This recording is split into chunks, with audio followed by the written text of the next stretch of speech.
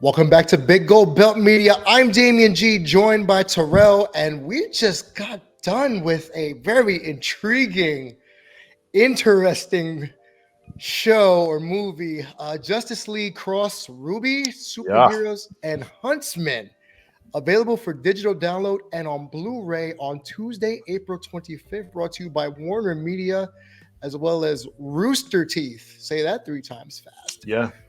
Uh, didn't know anything about this. You didn't know anything about this. We both went in blind, so I want you to give your first thoughts.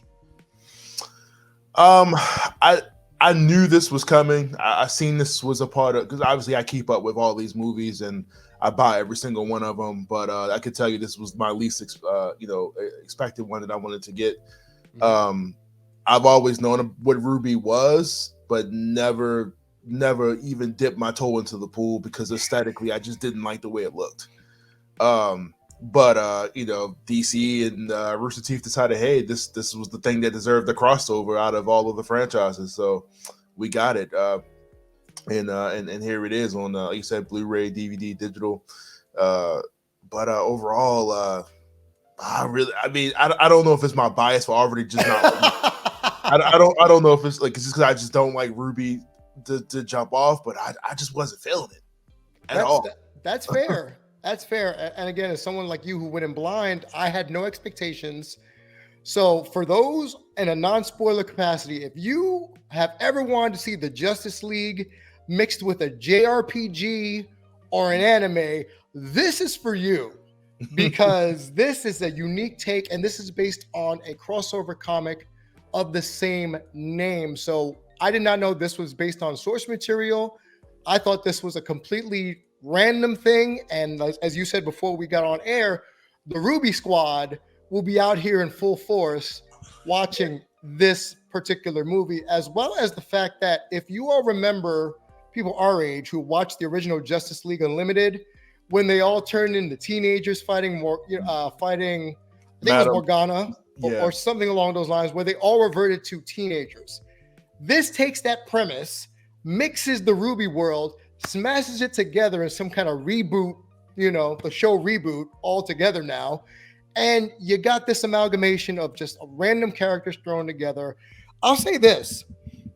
If this was a video game, a JRPG, which I'm a fan of, I would play the heft out of this. I would play this game because this reminds me of, and I don't know how familiar you are with RPGs, of Eternal Sonata, where it has the same animation style, it has the same JRPG feel, but also as if you're watching a comic book come to life. And I think that's one of the first things, I got from it.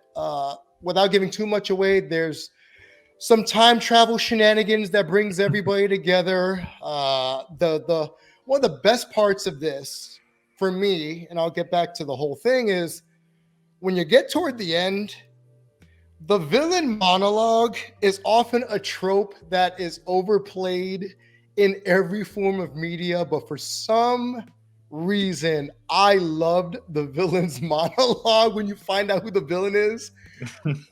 Normally, the villain wastes their breath, flaps their gums, and then the plan, dissolves after that. Right. But as someone who's just watching it, I like the villain monologue. So that's one of my first things. So I probably didn't dislike it as much as you did. So aside from the RWBY world that you just can't get involved with, what else stuck out in your mind? Maybe positives or negatives? I like how when they brought in the Justice League members, they automatically handicapped them. They gave them the Metroid treatment, the Castlevania. They took away things that would have been like, okay, this shouldn't even be an issue, because we know what these characters are capable of. I like that they actually made it a struggle, and explained that they had to find a different way to tap into their natural abilities that seem weird to them on this world. I did like that they didn't make it as easy. Even when it came in terms of Batman, who absolutely has nothing, they play up the complete opposite of that, which I thought was pretty cool.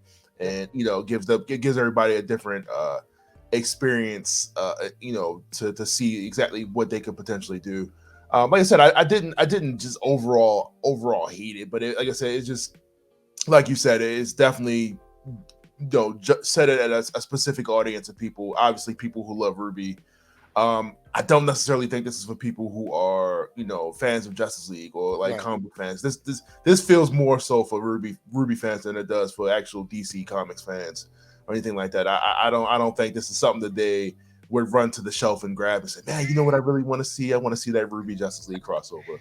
But like I said, everybody gets a little bit of everything here. So And I think you're right. There's a lot of fan service for both fans, maybe not in the way that we may be used to in terms of the right, Justice League. But you're right. They absolutely nerf them when they're arriving in this world. And that follows another similar, like you said, a kind of like a video game trope where if there's a crossover game or a second part, because this is a part one. right. I was The just like, really? Do we Yeah, need there's a to? part. This is a part one, kids. So Right. we're gonna have more episodes of this movie series to bridge the comics, but they nerfed them just as if it was a JRPG where you played through the first game and then if there's a sequel, they're nerfed back to level one. And I thought that was a really good way to balance the playing field, like you said. One of the highlights for me was Batman actually has powers now. He doesn't have access to his money, but he's actually a man bat almost. Not Kurt Langstrom or anything like I that, feel but like they've hit that a couple times with Batman, where he's become like a actual bat or taking on like the mantle, whatever, some form, some way. But yeah, it's funny to see him like actually experience superpowers and think that now that he has powers, that he can do more than what he was already doing. and he goes through that kind of like conflict, and a lot of characters go through conflict. And I want to just focus on the fact that they're all made teenagers or preteens. The world of RWBY, the world of Justice League combined, and they're pretty much preteens fighting in an adult world, as we're led to believe. Right. And seeing Batman and the Justice League go through their teenage angst or preteen angst, and it's referenced later in the movie where they're using their emotions against them, their hormones. The actual referencing of hormones was brought up. So puberty, questioning yourself, self-belief, everything that teenagers or preteens would go through, which is said in the movie that adults kind of push down and repress, Right. is now brought to kind of the forefront in all of these character arcs, especially for the DC crew, the Justice League crew. So I like the fact that, like we use this world to kind of see them in a new light, which in reality was something we're not used to. We're not used to seeing Batman not have all the answers, or Clark not be, to be not unconfident or not overconfident as he typically is or would be in Metropolis. Flash is here. We have the Green Lantern. We have Vixen, which I think is a welcome addition to this film. We have Diana, obviously Wonder Woman, but all the team angst. What did you think about all that? It reminded me like I was watching Saved by the Bell while watching this movie. What did you take from all that? Oh man, it's always weird, right? Watching adults trying to go back and relate to teenagers. Like obviously we were at that point, but Correct. at some point in our brains, for some reason, it's like we almost forget that we felt like that. You know what I mean? Like that we went through these things, and when you see it as an adult, you kind of cringe a little bit. At least I do. Yeah. Because it makes you uncomfortable that at some point in your life that you actually went through those stages. Like everything was the most dire situation. Everything was a trigger. And when we see it here, so like I said, when we watch, stuff like Naomi and we see them go through like the Don't stupidest remind thing, me of that. right? And we watch them go through stupid stuff that we see now, like just simply having a conversation, or telling somebody that you like them, or stuff that people still deal with as adults, that it just gets dialed up to a 20. This is one of those things where, like you said, they definitely hone in on it a little bit more and say, hey, we're teenagers, we're going through this. And you referenced that Morgan Le Fay episode of Justice League Unlimited, which was a great episode. It definitely reminded me of that, and them saying they couldn't do certain things because they were teenagers, or they couldn't do the mission, they couldn't do whatever because they were teenagers. And I felt like this was like a similar thing to that here. But yeah, man, like I said, this is perfect demographic for those teenagers, man, and them dealing with feelings, and overcoming adversity and overcoming the challenge. This definitely is going to speak to a lot of different kids watching this because it is inspirational. It Despite really is. my feelings for it, it is like an inspirational movie about overcoming certain things, stuff like that. So, like I said, it was pretty cool. And another thing, keeping with that vibe of the teenage angst, absolutely right. Beside the inspiring, you can do it. There's a lot of Right. that in this movie about you can do it. I believe in you, which would inspire a lot of people, especially young boys and girls, to tap into that inner superhero, as it were. But with the teenage angst, we're always reminded with emotions and hormones Right. comes love triangles and things of that nature, and we kind of see a brief two love triangles actually kind of play out amongst the characters. I'm not going to spoil who's who, but I wasn't surprised by one. That if you watched Justice League, you kind of figured it out. But it's like, oh, they're still carrying that over, huh? They're still trying to make them two a thing. All right, well, moving on. Here's another thing I noticed. Being that they're teenagers, there was so much out of norm characteristics of what we're so used to for the DC heroes. Right.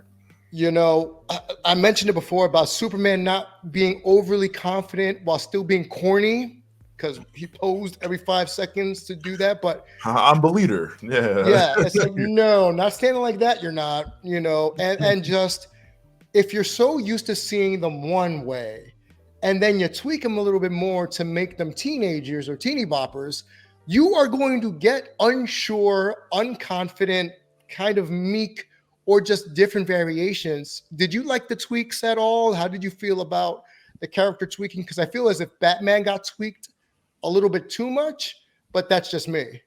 It's funny. It's funny you mentioned that too, because like I was thinking in my head as I was watching this, we're so used to seeing a lot of like our superheroes as adults, right? Like Right. they already semi have it figured out. We're looking at the world through the adult lens of them, instead of like where this majority of the Justice League, like they're already like in their 30s with kids, they got a job. We Responsibilities. right. We usually get the lens of what it's like to be a superhero as a teenager through Teen Titans and various other things, but never as the main seven, or that team. So it's definitely, like you said, when you mentioned that Justice League episode, we never really get to see like what Superman will be like as a teenager. Or we see it kind of like when he goes off into with the Legion and stuff like that, Right. but never to this extent. So to get teenage versions of these heroes, and kind of like you can see as the movie goes on, they're kind of fighting it, and like the way they talk and the way they move and stuff like that starts to change. But yeah, I think Batman was probably the one that had the most change, because like they didn't want it to be as dark and like whatever. Moody. Like this was more of like a hopeful, like Bruce Wayne, was like cracking jokes, like was funny, stuff like that. So it was kind of weird. Everybody else kind of felt like they fit their profile. Like, Jessica Cruz, she felt the same because she's like that, in the comic stuff like that, the self-doubt, her reliance on the ring, stuff like that. But yeah, Bruce Wayne was definitely they try to make him like extra bright in this one for whatever reason. But I don't mind it, but like it was weird. Jessica Cruz was my least favorite character in this entire Mhm. movie. And I'm not spoiling anything by saying she got on my last damn nerve throughout the first half of this movie. Yeah. But as you said, that's kind of her character in the adult phase of her Green Lantern journey. If you're into action, people, I'm just going to tell you right now, this is slow to get to the action scenes. If you're used to adrenaline bumping fights, the first maybe 30 minutes is a slow burn up into the big crescendo fight once people figure out what's going on. Right. And then it turns into an anime JRPG fight scene. Essentially, that's what it becomes. It's no longer the Justice League. It is full-fledged RWBY, fantastical magics, or dust as they called it here. A lot of random fights. I felt like I was watching almost Bleach with the bankais almost, and the hollows. No, You know, yeah, the wyvern. You know, things, the dragons as they called them, or wyvern. wyverns. Yeah, wyverns, wyverns. If you've played a Dragon whatever game, Dragon Age, or if you've played maybe Dragon Warrior, you know exactly what I'm talking about.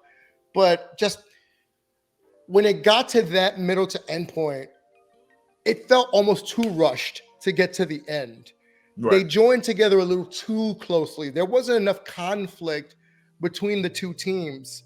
If you remember the game Marvel DC versus Mortal Kombat, there was a lot more conflict Right. amongst those two camps. Let's beat each other up first. Yeah, I was expecting more of that, like everybody to have like more of a clash, like you said, like Superman versus this character, Batman versus this character. It really wasn't that, like you said. Everybody, it was real quick to get to the let's hurry up and get to the team up moment. Right. And the good stuff happens, I want to say maybe 40 minutes in, you start to really see the story ramp up. The fish out of water stuff takes maybe up the first 30 minutes of the movie. But from 40 minutes on, it's high octane fighting, team ups, anything you can imagine they did. One of my other characters that kind of was weird was Cyborg, because this has happened in the Teen Titans cartoon where he's going through another version of an identity crisis, but it's not about him being human. It's about the tech. So that was like kind of a weird wrinkle. But alas, that's, in my case, Jessica was the least favorite character. I actually liked from the RWBY characters, and I don't know all the names, obviously. The girl with the mallet that says she could take care of herself. I liked her. That's a motivating character for the young girls or young boys watching. But as always, I kind of just felt like we got from point A to point C while jumping over point B to get to point C in these types of movies, because this is a part one. What did you think about the overall pacing, things like that? Well, I didn't expect as much resolution as we got here, just because it was a part one, and I didn't think so. In my head, I'm like, all right, maybe like, okay, we come to RWBY world and then we jump some, no spoilers, but like we'll go somewhere else. But I'm not sure exactly where the second part of this goes. Maybe we cut out the crossover stuff altogether. I'm not 100% sure on that, but when I saw part one, I was like, did this really need two parts? Like, like this felt like a one and done. Like I feel like they did what they needed to do. But I'm sure, that's another $25 that, the fans will want to spend on this franchise. So gotta make that money, right? Gotta make that money. What do you think overall? If you had to give it, form of animation can't be expensive, right? Okay, that was my next thing. The animation kind of, I felt as if it was maybe flash animation. Maybe it was just how I was watching it, but taken to the next level. If you remember Newgrounds.com back in the day, exactly. Yeah, that's how I felt about the animation. What about you? I mean, like I said, I mean, this is what they use. This is the same animation, that Rooster Teeth uses for a lot of their stuff. But this is also the same animation they use for the regular series. And like I said, I just was never able to get into it because I just never liked the way it looked aesthetically. I never liked the look of the show. I mean, it could be good. I just art is the first thing that attracts you. Like when you're reading a comic book, if you don't like that artist, you don't care what's on the page. Correct. It's distracting. You know what I mean? I can't tell you how many Frank Miller joints I'm like, nah, it's probably good. You know what I mean? But I couldn't get with it. But having the Justice League kind of be like the splash of a little bit more, I'm not gonna say color, but like a little bit more to draw you in. Justice League being the draw you in is probably what's going to bring it in. But overall, I just do not like the animation for this. And that's fair. For a person who enjoys animation, I liked it, but at the same time, it could have been more improved. And maybe in part two, we'll see it a little differently. Maybe WB will have a different artist. I don't know if Rooster Teeth is going to continue to be the animators of this. So you know how much I hate giving grades. So I'm just going to ask you, is this worth the purchase?